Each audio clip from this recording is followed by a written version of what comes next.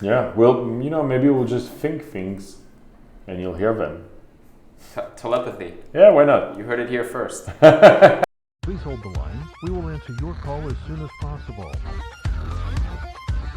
Today's episode of Please Hold, we have Loic LeMeur, an old friend of mine and the founder and CEO of LEADE.RS. LEADE.RS is an organization that aims to find the best speakers in the world and then provide those speakers to conferences and events all over the world. Tell me about your diet recently, because I think of you as a friend that likes to enjoy good wine and good cheese and good meats, and all of a sudden you're like eating nothing and you're drinking only water. Like, tell me about it. I like to experiment with myself a lot. I was with Wim Hof, who is known as the Iceman.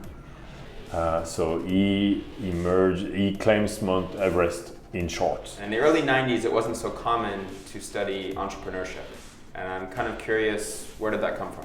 I would prefer like owning a shop downstairs on Market Street, than working for someone else. And nothing wrong with working for someone else, it's just not for me. I'm curious if you kind of designed your life, like, I want my mission to be to connect people, or is this just part of your personality and you're like, this is fun, I'm just gonna do it for the rest of my life? Like, where did that come from? I'm not saying everybody loves me, but I definitely have this need to be loved, which, is either from my genome or how I grew up. I don't know. You tell me. How do you figure out what the trends are, and how do you kind of predict the future? And then tell me what you think the future is, the next 5 years. What are the big trends? I think you're way pushing it, but thank you for saying that. But sure, I had the founders of Uber at Le Web, my conference, deciding to do Uber right there. Actually, if it hadn't snowed in Paris that year, there wouldn't be Uber might not exist, right? Might not, no.